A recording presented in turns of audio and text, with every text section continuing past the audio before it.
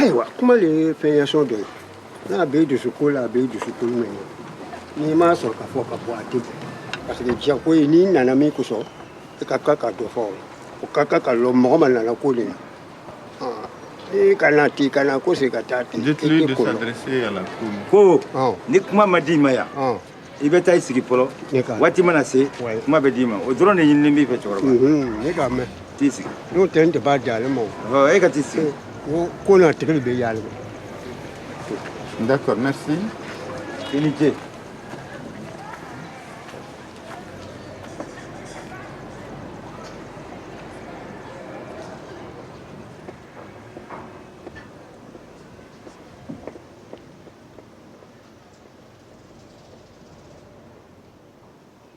Bamako, votre nouveau film, Abderrahmane Sissako, va sortir dans les salles mercredi.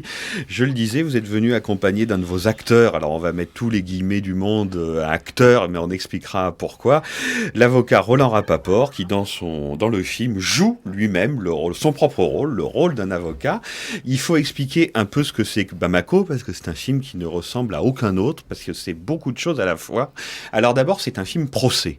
Alors, quand on dit film procès, on pense aux grandes fiction américaine, je sais pas, Autopsie d'un meurtre par exemple, d'Otto Preminger avec James Stewart, mais là c'est un film procès mondial, puisque d'un côté il y a la société civile africaine et de l'autre, sur le banc des accusés, il y a de grandes institutions internationales, le FMI, la Banque mondiale. Comment vous est venue cette idée, Abderrahmane Sissako, de faire un procès dans la cour d'une maison à Bamako? Je pense que l'idée vient du fait que j'ai grandi dans cette cour, que je me suis interrogé sur mon pays, sur mon continent. J'ai eu beaucoup de discussions dans cette cour avec mon père qui vivait à l'époque, avec des voisins, des amis qui rentrent dans cette cour africaine, qui est comme une grande place parce que les portes sont ouvertes. Et donc je me suis questionné en tant que citoyen sur mon pays et tout simplement, pour simplifier, pourquoi nous en sommes là. Voilà. Et pourquoi les gens souffrent autant, pourquoi aucun système politique n'arrive à rendre les gens un peu plus heureux. Et donc quand on devient artiste par la suite, quand on devient réalisateur africain, donc et qu'on fait très peu de films et qu'on n'a pas la possibilité de faire des films, on est forcément un homme engagé. On devient politique sans le choisir parce que on pense qu'on est dans une urgence de dire les choses comme elles sont. Et alors, est-ce que le défi du film, c'était de rendre compréhensible, intelligible, des mots, en fait, presque personne, sauf peut-être des experts, savent exactement ce qu'ils recouvrent. La dette, le paiement de la dette, la Banque mondiale, le Fonds monétaire international, les changements structuraux, que sais-je. Enfin, il fallait que tout ça soit compréhensible. Oui, parce qu'il fallait tout simplement le simplifier, dire que les conséquences d'une dette ou de l'ajustement structurel, ça concerne les êtres humains, tout simplement, dans leur vie, dans leur quotidien. Et pour moi, le simplifier, c'est leur donner la parole. Le simplifier, c'est montrer d'une façon peut-être plus directe que je ne faisais pas avant. Je passais par des détours un peu. Mais je me dis, le cinéma, lorsqu'il s'attaque à une problématique comme ça aussi, qui concerne des centaines de millions de gens, il faut utiliser tout ce que le cinéma permet, c'est-à-dire un face-à-face, quelque chose de franc, de direct, simplifié en fait. Le dispositif le plus frontal, c'est-à-dire le procès. C'est-à-dire le procès. Alors on va entendre tout de suite un extrait. Je crois que c'est Aminata Traoré. Vous pouvez me la présenter. Qui est-elle? Qui est cette dame? Donc elle, c'est un témoin. Elle est dans le registre des témoins. Elle vient à la barre donner son opinion, sa conviction. Oui, puisqu'un procès, effectivement, c'est des témoins donc qui viennent à la barre. Et Aminata Traoré est une Malienne, ancienne ministre de la Culture, qui a accepté, comme tant d'autres, comme des gens simples, comme des économistes, de venir à la barre et de parler. Et Aminata a écrit avant des choses qui concernent les institutions internationales dans ses livres. Et donc pour moi, c'était naturel de m'appuyer parce que je suis avant tout un cinéaste. Je ne suis pas un économiste, je ne suis pas un spécialiste de la politique. Je veux tout d'abord faire un film, je veux communiquer avec l'autre. Et pour moi, c'était bien d'inviter différentes personnes qui peuvent, de façon très circoncise, concentrer leur vision et dire les choses. Alors on écoute tout de suite Aminata Traoré, c'est plutôt le début du film sur la question de l'Afrique et l'Occident. D'abord, je me lève en faux contre l'idée selon laquelle la principale caractéristique de l'Afrique est sa pauvreté. Elle est plutôt victime de ses richesses. Et je voudrais qu'on parle davantage de paupérisation et non pas de pauvreté. Parce que quand vous parlez de paupérisation, vous touchez du doigt les mécanismes. Et Bush est au centre de ce mécanisme. Bush est chef d'orchestre. Donc je ne vois pas de quoi il se plaît. Moi je dis que l'Occident s'est créé et s'est infligé deux peurs. Le terrorisme et l'immigration. Alors soyons sereins. Il faut cesser de continuer d'ériger les causes des maux en solution. Tout est aujourd'hui à vendre ou acheter. On est embarqué avec l'Occident dans un idéal de société dont nous n'avons pas les moyens. Nous n'aurions pas dû brader nos services publics. Nous aurions pu développer à l'interne un système de contrôle des gestionnaires, exercer les pressions nécessaires quand il le fallait, dénoncer ceux qui s'enrichissaient. Parce que nous avons accepté que les nôtres, parfois, quand vous avez un parent à un poste, vous étiez bien content qu'il soit là pour se servir et vous aider. Comment nous réapproprier nos biens? C'est une question politique majeure. Aminata Traoré dépose à la barre des témoins dans le film Bamako d'Abderrahmane Sissako. Alors Roland Rapaport, vous qui êtes avocat, le barreau de Paris, quel rôle vous jouez dans cette affaire, dans ce dispositif cinématographique? Mais écoutez, c'est un rôle que je ne peux jouer qu'au cinéma, parce que j'ai une vie professionnelle assez longue, une 50aine d'années, et il ne serait jamais venu à l'idée à la Banque mondiale ou FMI de choisir de les assister. Ils ont des avocats, et moi je ne suis pas de ce côté-là. C'est exactement ce que je me suis dit quand j'ai appris votre participation au film. Voilà. C'est-à-dire, je me suis dit, ils ont pris pour être l'avocat de la Banque mondiale et du FMI, Rapaport, qui a plutôt la réputation d'être rouge vif, en gros. Oui, enfin... Pas de ce bord-là, quoi. Oui, non, je suis pas de ce bord-là. Je suis pas de ce bord-là. J'ai toute ma vie eu des engagements. Disons que j'ai commencé avec la guerre d'Algérie et contre la torture pendant la guerre d'Algérie. J'ai poursuivi au procès Barbie un autre tortionnaire. Et aujourd'hui, quand je m'exprime, c'est à propos de Guantanamo. Donc, disons qu'il y a une certaine continuité. Mais quand on m'a proposé de venir dans ce film, quand Abderrahmane me l'a proposé, j'ai dit oui tout de suite, sans très bien savoir où j'allais. Parce que il faut que vos auditeurs sachent que dans ce film, qui est un très beau film, c'est pas un film à thèse, c'est même le contraire, on peut dire. Oui. Hein, on est dans le cinéma. Oui. C'est une fiction, et c'est une fiction avec de très beaux personnages, des personnages réels qui racontent ce qu'ils sont, ce qu'ils ont vécu, qui parlent à partir de leur propre expérience. Mais je crois qu'on n'a jamais vu au cinéma les Africains représentés comme ça, que ce soit les femmes, que ce soit les hommes. Quand on les voit en général, on les voit misérables, squelettiques, accablés ou dansant dans le folklore. Là, je dois dire qu'Abderrahmane les a photographiés magnifiquement, leur a donné une identité, et l'identité de gens qui regardent et qui savent, et qui ont la parole, et qui s'expriment à partir de ce qu'ils ont vécu. Et ce film séduira, et je le sais parce que je participe à la promotion, les spectateurs. Ils sont tous saisis par la beauté des personnages, de ce qui se passe dans cette cour, des femmes qui interviennent, des hommes qui sont là. Ils sont tous magnifiques. Abderrahmane Sissako, j'aimerais comprendre. Il y a des personnages réels et il y a aussi des personnages un minimum écrits. Comment s'est passé ce tournage ? Quelle était l'histoire ? Alors, pour commencer par le casting des avocats, parce que Roland, maître... tu n'aimes pas. Il a dit qu'il ne faut pas l'appeler maître, il a dit. Roland est là. Quand j'ai rencontré Roland, c'était parce que je connaissais un ami m'a dit, qui était proche du projet à l'époque, j'aimerais te présenter un ami avocat, tu le rencontres. Donc j'ai vu Roland et tout de suite j'ai voulu l'avoir dans mon film. Parce que il dégage quelque chose, comme on dit dans le cinéma, il a une gueule, voilà. Et après, tout de suite, il y a une question qui était très importante pour moi, c'était, que je lui ai posée tout de suite d'ailleurs, de quel côté vous vous sentez mieux dans ce film-là. Il m'a dit tout de suite, je suis un avocat. Voilà. Et là, je lui ai dit, mais je vous vois du côté de la Banque mondiale. Il m'a dit, j'ai le mauvais rôle. Donc, tout de suite, c'est pour dire que, pour moi, j'étais dans le cinéma à chaque instant, moins dans le procès, même si le sujet politique est fondamental, m'a amené. Et donc, tous les gens qui sont dans ce film ont été choisis de cette façon, c'est-à-dire d'une façon spontanée, quelqu'un qui dégage quelque chose, qui a une disponibilité, qui est disponible à rentrer dans l'aventure. Et l'aventure, ça a été un tournage en temps réel, ça a duré un mois avec des parcelles récupérées, un vrai montage, des meilleurs moments, ou alors c'est vraiment ce qui s'est passé Alors l'aventure a été...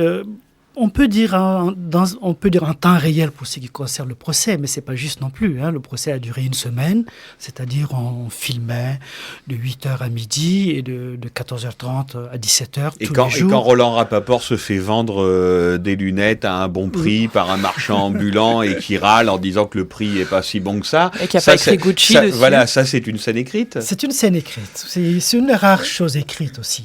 Roland est rentré dans son personnage. Je crois que Roland s'intéressait quand même à tout ce qui s'est passé dans cette cour-là. Personnage donc avocat de la Banque mondiale qui n'a pas envie de se faire arnaquer par le vendeur de lunettes, c'est ça. Absolument. Alors la scène est écrite, c'est une des rares qui soit écrite, et Abderrahmane est à mes côtés. Moi j'écrivais le dispositif, c'est-à-dire un procès, et que le procès est traversé par une vie qui est dans cette cour, par une réalité.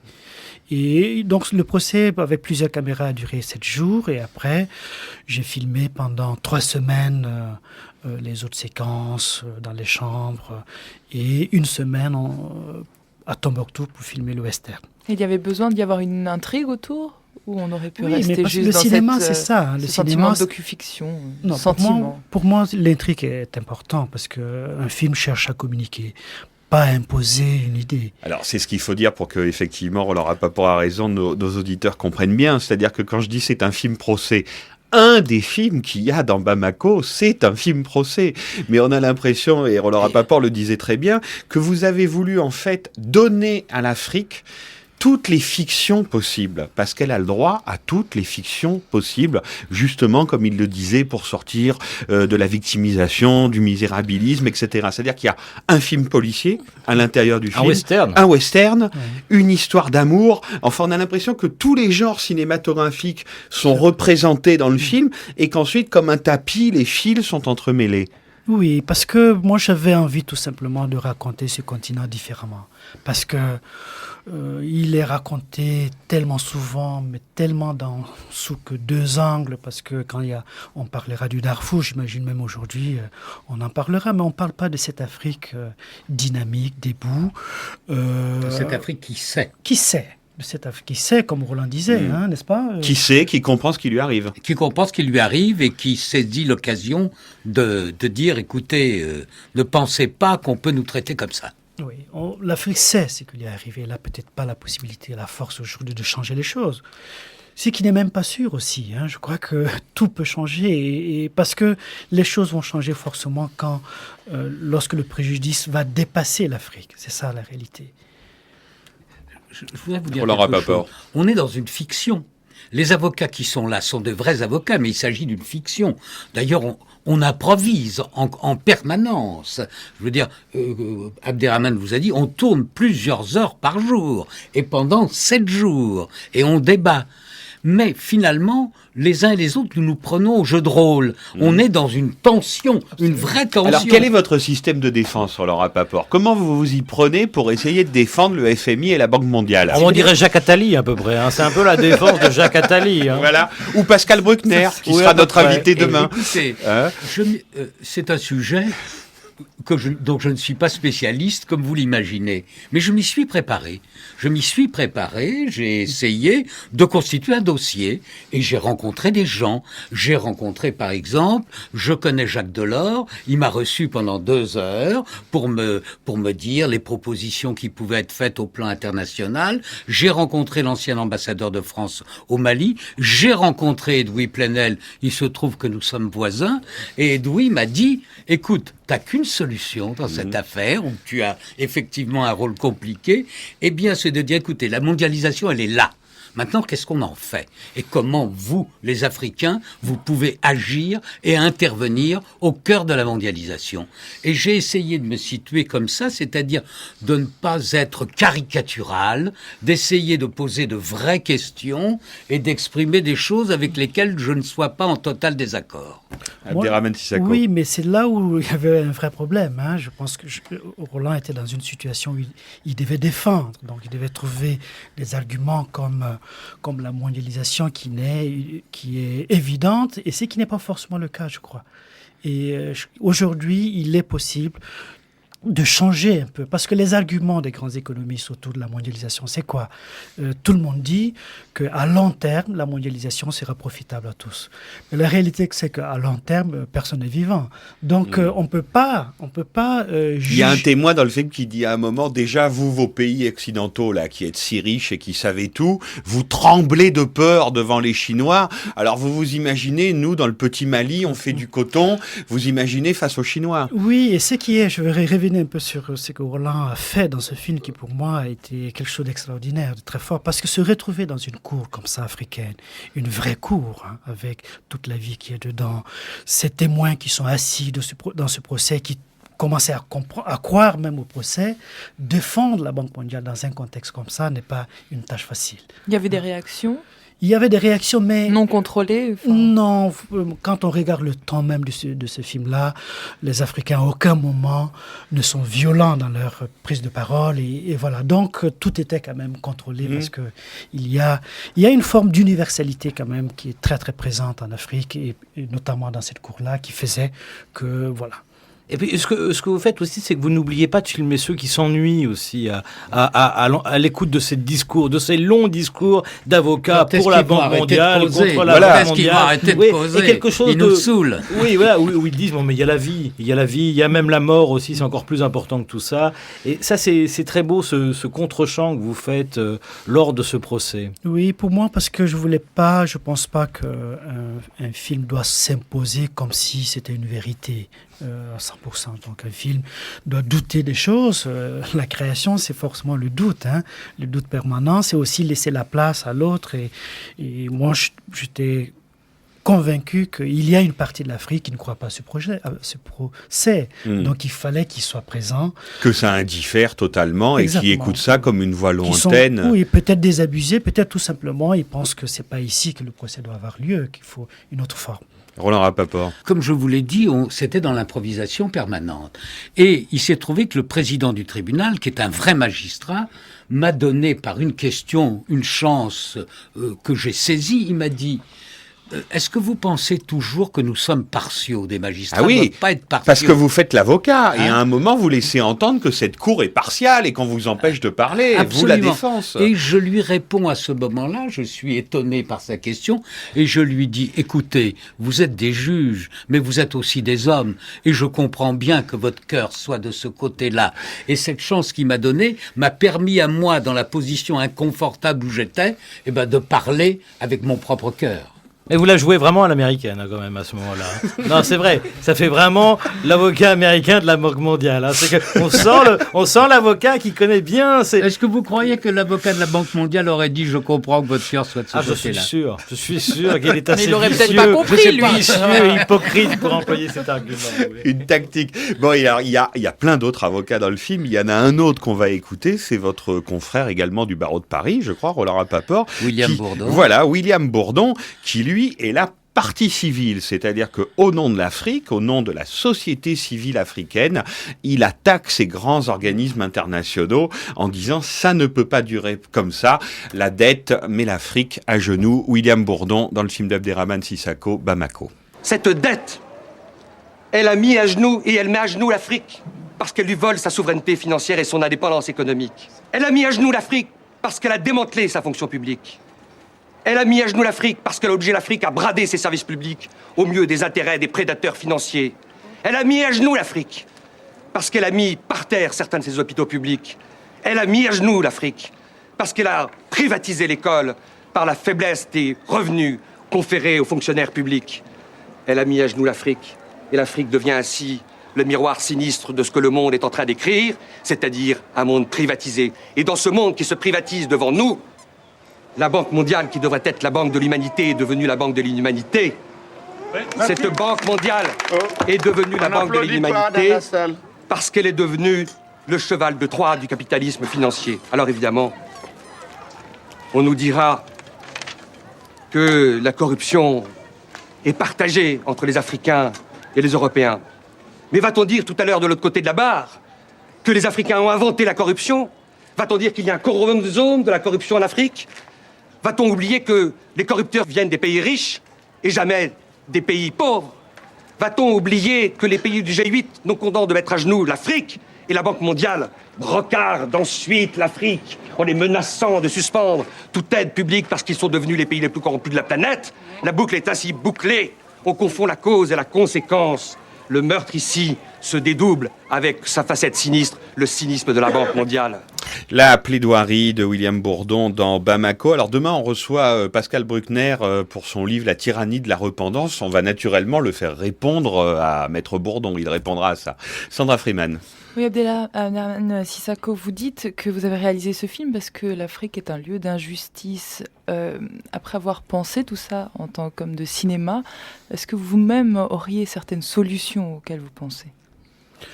Non, je crois que mon rôle, c'est même pas de proposer des solutions. Mon rôle, c'est de rendre visible une certaine réalité. Donc, si j'avais vraiment des solutions, je les apporterais. Ne serait-ce tout simplement parce que je suis conscient d'une chose, et je ne suis pas le seul, que le monde est riche, qu'il y a à manger pour tout le monde, mais que de l'autre côté, que tous les jours, il y a des centaines de milliers de gens qui meurent parce qu'ils ont faim. Et que comment on peut accepter cet état de fait? C'est ça qui est profondément triste quand on vit dans une société civilisée, une société consciente, riche, qui est en train de maîtriser l'espace et tout, et qui est indifférente à elle-même, qui est indifférente au malheur aussi des centaines de milliers de femmes qui meurent tous les jours parce qu'elles n'ont pas les soins primaires de santé. C'est ça qui est terrible.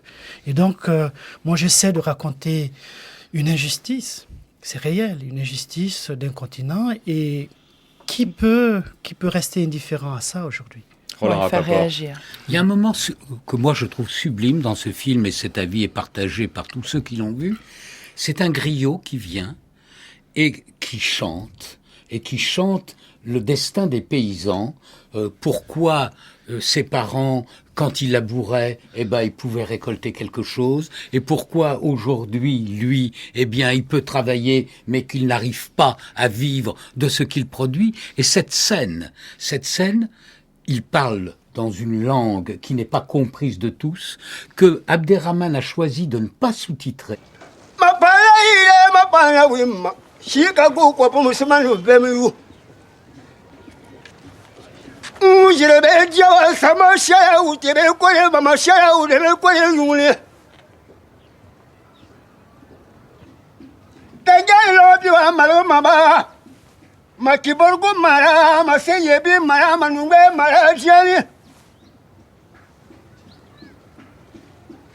Et tout le monde est saisi par cette scène. C'est une scène magnifique, absolument magnifique. Il chante, il raconte, c'est comme une geste, une légende. Il est là, superbe. Et c'est l'avocate qui est aux côtés de William Bourdon, qui est une avocate du barreau du Sénégal, Aïssata, qui, dans sa plaidoirie, va reprendre le propos de ce griot pour l'illustrer, en quelque sorte. Et Abderrahmane a fait ce choix courageux de ne pas sous-titrer le propos qui lui donne d'autant plus de force. Et on était tous là, les spectateurs le seront aussi, on était saisis par ce moment, parce que nous ne savions pas ce qui allait arriver au fur et à mesure. C'était Abderrahmane qui avait choisi, puis des gens arrivaient, on les écoutait, on découvrait au fur et à mesure ce qu'ils disaient et d'où ils venaient. Moi, je trouve que vous avez eu bien fait de prendre des avocats dans votre film, parce qu'ils parlent beaucoup mieux du film que des comédiens, finalement. Tactiquement, c'est très bien joué, quoi. Ça, c'est vrai. Ça, je m'en rends compte aujourd'hui. Ils défendent le film, quoi, comme un... Bon, alors, est-ce que le FMI et la Banque mondiale ont vu le film? Est-ce qu'ils ont l'intention de réagir? Est-ce que le cinéma a une action sur le réel, le vrai? Je pense que... Je ne crois pas qu'ils ont vraiment vu le film. Je crois qu'ils sont dans une position tellement de force et privilégiée que c'est une petite histoire pour eux, qui les atteigne même pas. C'est ça qui est triste dans l'histoire. C'est-à-dire qu'il n'y a pas une... Piqûre de moustique, quoi. Oui, piqûre de moustique, aucune prédisposition à le considérer. Déjà, ce sont quand même des institutions qui ont interdit aux États de financer la culture. C'est-à-dire pour eux, la culture ne fait pas partie du développement d'un pays. L'agriculture, oui, mais la culture, non. Oui, même l'agriculture, ça dépend. Si elle sert le Nord, c'est ça la réalité. Qu'on cultive le coton, qu'on cultive le cacao, pour que les gens puissent avoir leur café à bon prix, alors que le paysan... Et qu'est-ce que c'est que cette histoire d'eau privatisée? Ben oui, mais c'est la réalité. Parce que quand... Mais je la connais mal, alors racontez-moi. Alors, vous savez, l'ajustement structurel, c'est quoi? La politique de l'ajustement structurel, c'est de dire aux États, pour que vous vous en sortiez, pour que vous puissiez profiter de l'argent qu'on vous donne, c'est le FMI, nous on exige, on a des conditionnalités.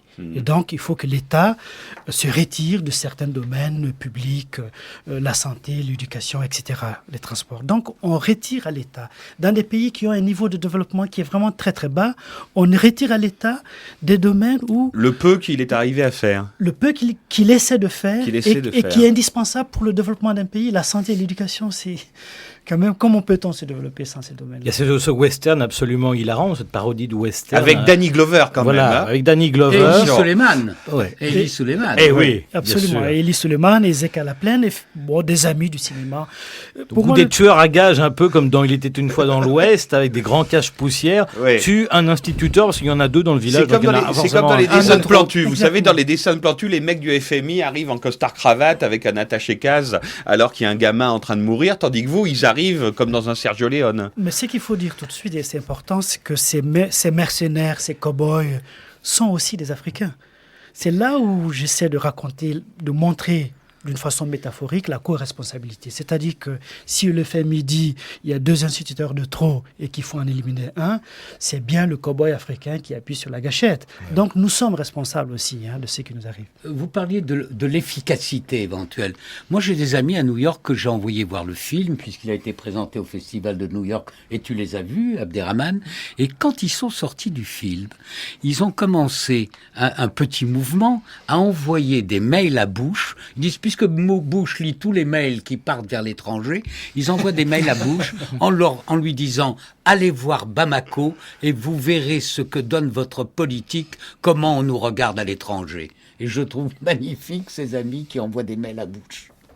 Mais le mouvement du film Abderrahmane Sissako, et on le voit bien dans la conversation que nous avons, est vraiment profondément dialectique. C'est-à-dire qu'on a l'impression que vous ne vous êtes rien refusé, vraiment rien, mais pour amener le maximum d'informations, et même si ces informations se contredisent les unes les autres. Et en voyant votre film, je ne suis pas du tout un spécialiste de la question, mais je me suis dit, ça ressemble à une pièce de Brecht aussi. Est-ce que c'est un auteur qui vous a influencé ? Pas consciemment en tout cas, mais... Non, pas consciemment, mais on m'a déjà dit cela et je crois que, on ne peut être qu'honoré par ça. Je crois que ce qui a été possible, c'est que le fait qu'on filme très peu en Afrique me met, moi, dans une disposition d'une grande liberté, en fait. C'est-à-dire que d'improviser, de faire un dispositif sans même me poser la question, si c'est comme ça, qu'est-ce que ça doit se passer? Le cinéma, c'est quand même la liberté.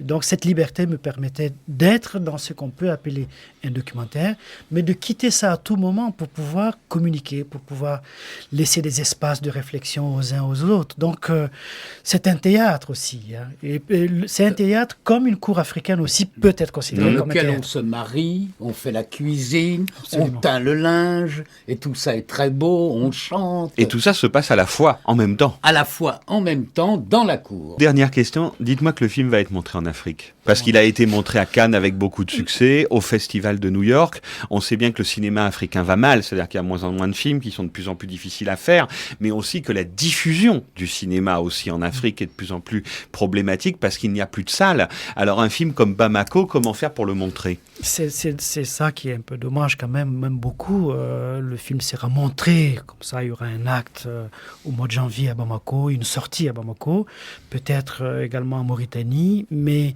puisqu'il n'y reste pratiquement plus de salles de cinéma. Et vous savez pourquoi ? Les salles ont cessé d'exister en 1980, lorsque les politiques de l'ajustement structurel sont arrivées. Les États qui étaient propriétaires des salles ont été contraintes à les vendre. Et quand ils les ont vendus, ce sont des commerçants qui ont récupéré les salles, ils en ont fait des entrepôts. Merci beaucoup à tous les deux. Donc Bamako, le dernier film d'Abderrahmane Sissako, sort mercredi dans les salles de cinéma et on va se quitter avec la chanson du film, chantée par la demoiselle qui est dans le L de cette semaine, Abderrahmane Sissako. Aïssa Maïga, qui est sublime, qui est une actrice sublime. Qu'on a déjà vu dans des films d'Anneke, par exemple. Bien sûr, de Claude Berry, de Cédric Clapiche, c'était une des poupées russes. Voilà, c'est la chanson du film Bamako.